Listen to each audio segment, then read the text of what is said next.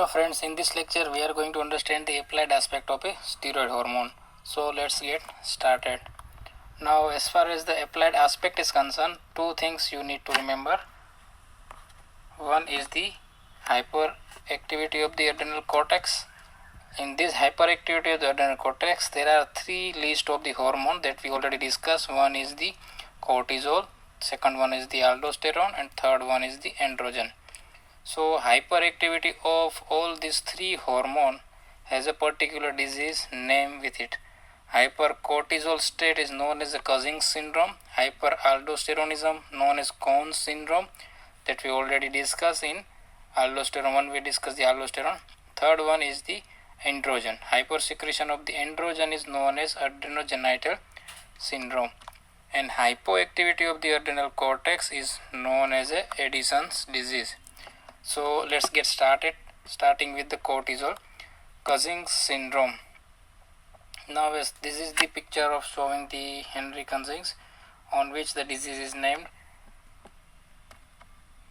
So actually Cushing's syndrome, it is the disease, or it is actually the syndrome having increased plasma glucocorticoid by any reason. Clinical picture produced by prolonged increase in plasma glucocorticoid, it is known as Cushing's syndrome. Now this increased cortisol level is of two types, ACTH independent and ACTH dependent, right? So Cushing's syndrome, if it is due to adrenal pituitary tumor, so ACTH dependent thing, it is known as Cushing disease. Got it? So Cushing disease and Cushing syndrome are two different things. Cushing syndrome will comprises both the thing, ACTH independent and ACTH dependent. Right? ACTH dependent portion only is known as Cushing's disease. Now the causes of the Cushing syndrome. Let's discuss about ACTH independent and ACTH dependent. Now as far as the ACTH independent thing, that is secretion of the glucocorticoid increase due to tumor in the adrenal cortex itself. Adrenal cell hyperplasia, if you administer a glucocorticoid or cortisol for exogenously, it also produces the syndrome same as Cushing's syndrome. An abnormal expression of the receptor like GIP, GnRH and vasopressin, that receptor is also work via steroid receptor. So ACTH, in this condition, ACTH level is normal, it does not increase or even decrease, right? So if the ACTH level is normal or decrease, it is the condition along with the cortisol hyper release of the cortisol, it is known as ACTH independent form of Cushing syndrome. Now ACTH dependent, the ACTH secreting tumor itself leads to higher amount of secretion of the ACTH. Right, that condition is known as Cushing's disease. Now the clinical features of the Cushing disease. Now as far as the metabolism is concerned, we already know what should happen, what will be happens if there is a higher amount of cortisol inside the circulation. What happens to the carbohydrate metabolism? There are basically hyperglycemia, there is an increased gluconeogenesis and decreased utilization of the peripheral glucose. What happens to the protein? It is increased protein metabolism or extrahepatic protein and redistribution of the fat from the extremities. Now all the symptoms of the hyperglycemia you can mention over here. The most important one is the glycosuria and adrenal diabetes. Now what will happen whenever there is a muscle catabolism will occur? Muscle becomes weak and skin become very thin and subcutaneous tissue, right? And redistribution of the fat, you can see that truncal or centripetal obesity will be seen, buffalo hump and moon face. Now what is moon face? I am going to show you a picture of the moon face. This is the child. These both are the same child. This one is the child suffering from Cushing's disease and this one is after removal of a tumor. And let me show you a buffalo hump. This is the person having a buffalo hump due to redistribution of the fat over the torso. Over the back portion of a torso, right? Now effect of a thin over subcutaneous tissue, you see there is the abdominal stria. The same stria will also seen over the arm and the armpit. and purple and cutaneous abdominal stria will be seen. Skin and subcutaneous tissue become very thin due to the protein catabolism that we already discussed.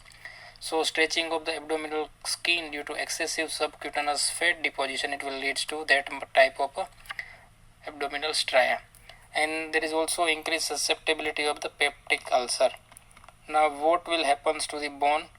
Bone become very weak, osteoporosis will be seen. So there are susceptibility of the osteoporosis, bone fracture due to bone resorption will occur.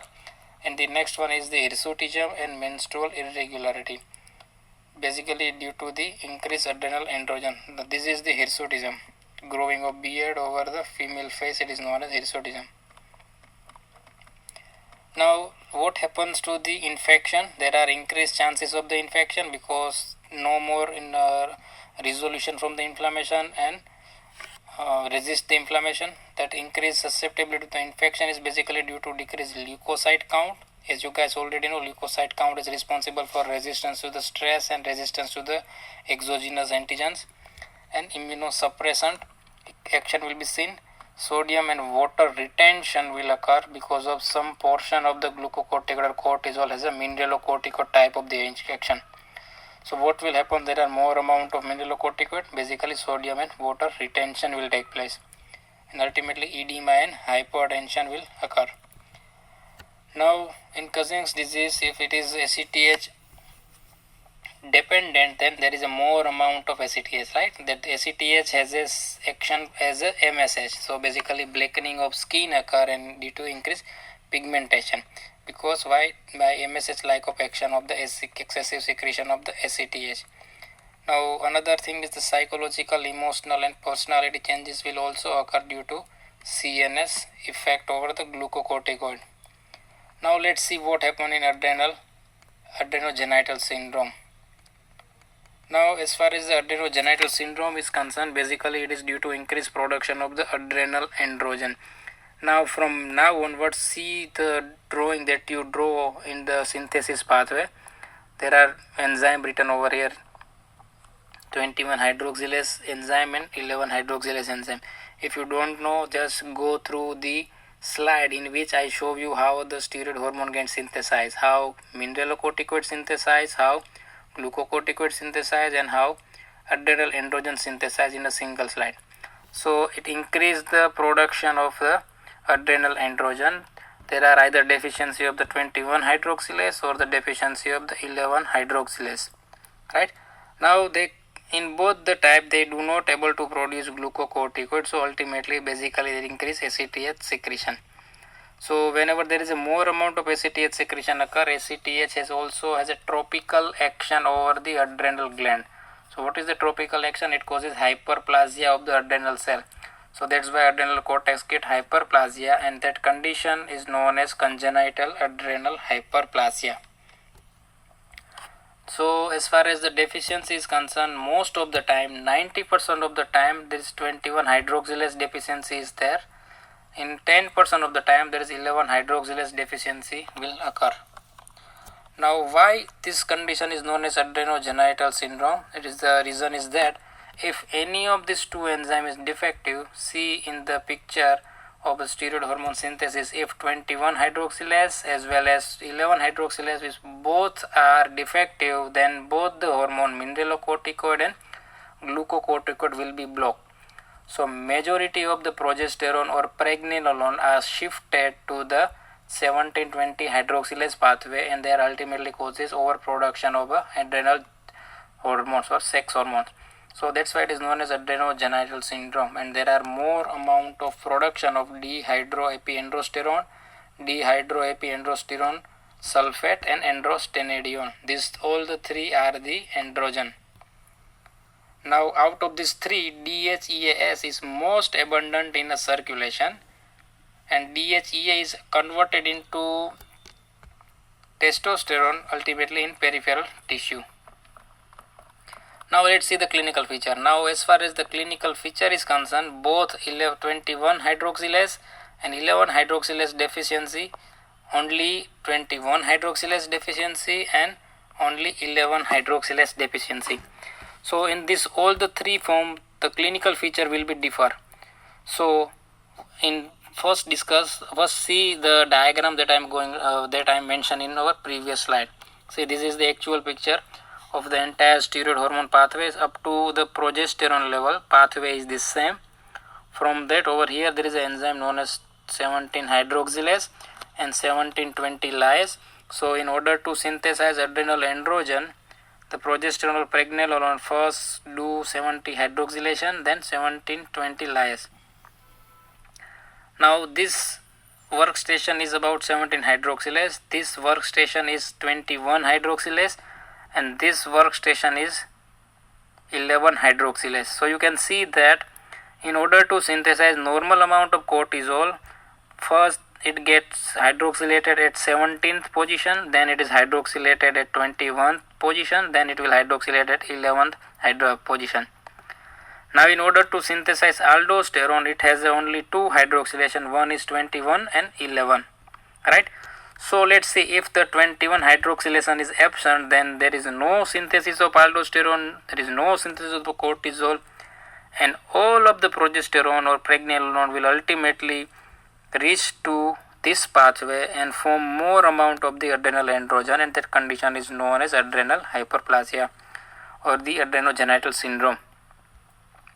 Now let's see what happens in 21 hydroxylase deficiency and what happens if only 11 hydroxylase deficiency. So if this both the enzyme will be defective, then pathway will block over here, and most of this and all the pregnenolone and progesterone will be shifted to this pathway. Now if the 21 hydroxylase deficiency will occur, then this pathway will be blocked from this onward.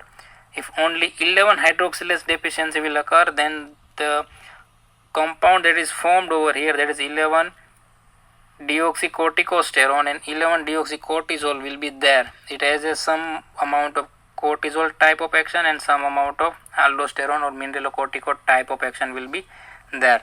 So just keep in mind this figure or draw somewhere. If you remember this figure, then it's very easy to remember all the clinical feature of related with the enzyme deficiency. So let's see what happens if both the enzyme will be defective. If both the 21 and 11 hydroxylase is deficient, then there is decreased glucocorticoid production, and decreased glucocorticoid production will ultimately leads to increased ACTH production, and this ACTH production, what ACTH will do? ACTH will causes increased desmolase activity. Now what is desmolase? As you guys already know, it is 20-22 lyase, right? It will break the bond between 20 and 22 number carbon. It causes adrenal hyperplasia, it has a trophic action, and again it has increased sex hormone production, because all the pregnenolone and progesterone that is formed are shifted to the sex hormone workstation. Right? Now what will happen in male? Due to increased amount of sex hormone in male, more amount of androgen will ultimately leads to precocious puberty. Now what happens in female? In female, due to higher amount of the adrenal androgen, virilization will occur. Now what is virilization? Virilization is actually the condition in which women develop male pattern hair growth and other masculine physical trait. So basically musculization of the female will take place. This is about what happens in both the enzyme 21 and 11 hydroxylase deficiency. Now what happens if there is only 21 hydroxylase deficiency? You now see the picture that I shown over the previous slide. Now if only 21 hydroxylase deficiency will occur, then progesterone and 17-OH progesterone will accumulated, and cholesterol will converted into adrenal androgen, right? So again deficiency of the both cortisol and aldosterone will take place. So if the deficiency of aldosterone, then the clinical feature will be look like this. Due to deficiency of the aldosterone, more amount of water and sodium get lost, so decrease extracellular fluid. Ultimately it will leads to hypovolemia, and it will decrease blood pressure. Now I show you the blood pressure in red color box because it is important. So whenever only 21 hydroxylase deficiency occur, it will decrease blood pressure. Increase potassium level inside the plasma, because less of aldosterone will leads to less secretion of the potassium in the nephron, so ultimately potassium is will be accumulated. Condition is known as hyperkalemia, and ultimately arrhythmia will occur. So what happens to the hydrogen? Again, hydrogen is not lost because of the deficiency of the aldosterone, so hydrogen again will accumulate it, and the condition is known as acidosis. So these are the clinical features will be shown as a deficiency of the aldosterone. Now again, in this condition there are more amount of adrenal androgen will be formed, so adrenogenital syndrome will occur that we mentioned in our previous slide, and female virilization will be seen. This is all about only 21 hydroxylase deficiency. Now what happens when there is only 11 hydroxylase deficiency? Now see the picture in which we already form a steroid hormone. So in this, excess glucocorticoid will occur in both 21 and 20 deficiency. This one is the excess glucocorticoid activity will be seen in 11 hydroxylase deficiency, while excess steroid hormone synthesis will occur in both 21 and 11 deficiency. In this slide I have made a mistake over here. Excess glucocorticoid secretion will be seen in this deficiency. Now what is the difference? The difference is that patient having 11 hydroxylase deficiency can produce 11 deoxycorticosterone, and so it has a mineralocorticoid activity. I made a mistake over here. Both excess glucocorticoid in both 21 and 11 deficiency. Basically over here there is a deficiency of glucocorticoid will take place, right? Now patient having 11 hydroxylase deficiency, now in this case in the aldosterone pathway, though there is a deficiency of the 11 hydroxylase enzyme, still the part 21 hydroxylase is normal, so it can easily produce 11 deoxycorticosterone. If it produces 11 deoxycorticosterone, it has a mineralocorticoid activity. It is less mineralocorticoid activity, but still it has some mineralocorticoid activity. So though glucocorticoid is not formed, but this 11 hydroxylase deficiency patient can form normal amount of 11 deoxycorticosterone. So mineralocorticoid activity is seen, right? So it do not produce mineralocorticoid deficiency, yet it will be produced in 21 hydroxylase deficiency. So glucocorticoid deficiency will occur in both 21 and 11 hydroxylase deficiency, and glucocorticoid deficiency will occur in only 11 hydroxylase deficiency. But what is the difference? In 11 hydroxylase deficiency, mineralocorticoid activity is not affected, rather it is more, because glucocorticoid will not form, right? So only in 11 hydroxylase activity, high mineralocorticoid activity is done by 11 deoxycorticosterone. So what mineralocorticoid do? It will increase salt and water retention, and ultimately blood pressure will be high.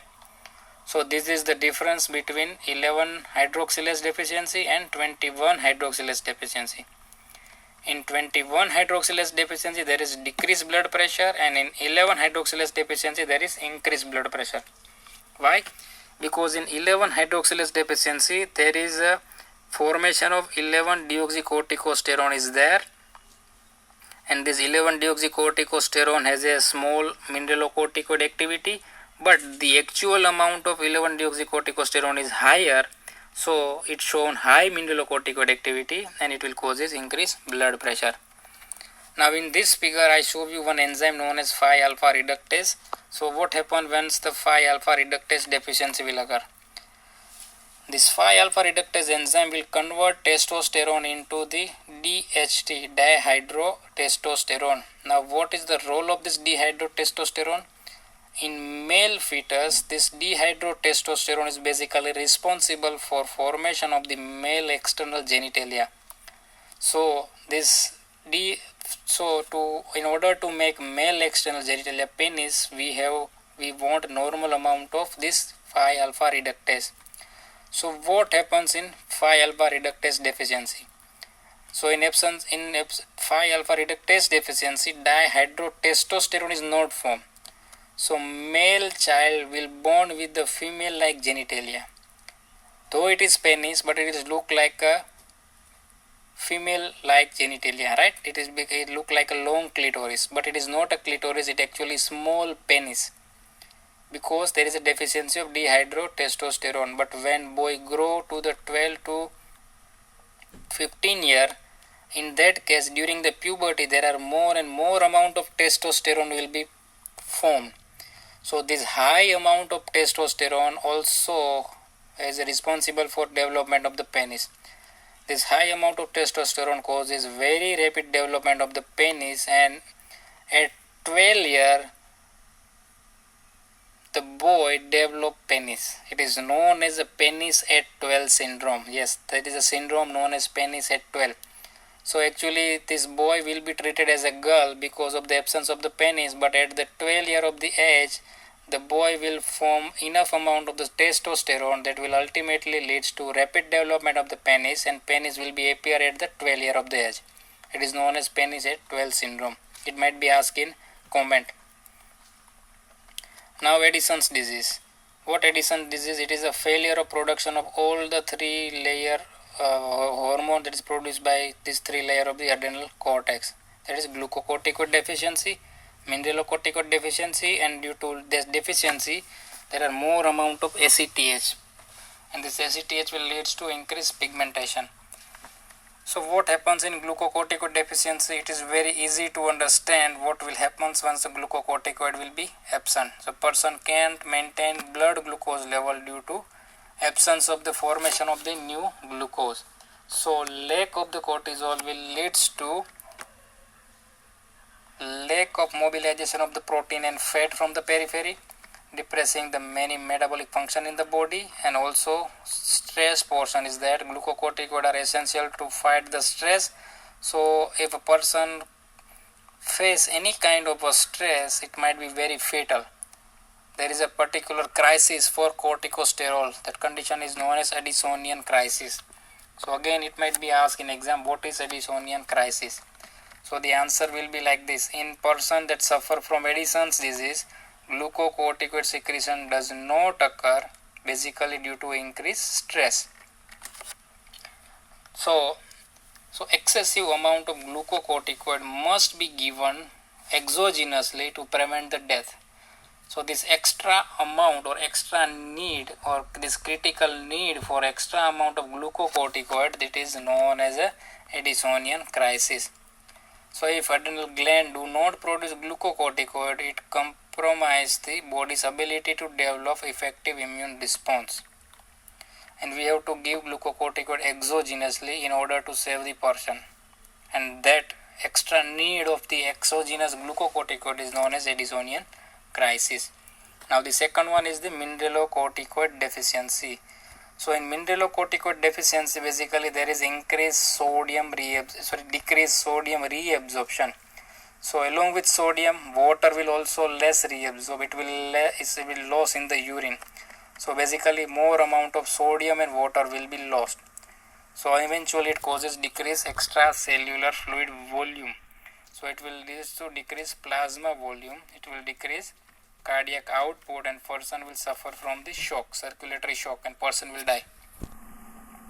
So failure, and what happens to the potassium hydrogen? There is a failure to secrete hydrogen in the urine. The condition is known as acidosis. Hyperkalemic acidosis will seen.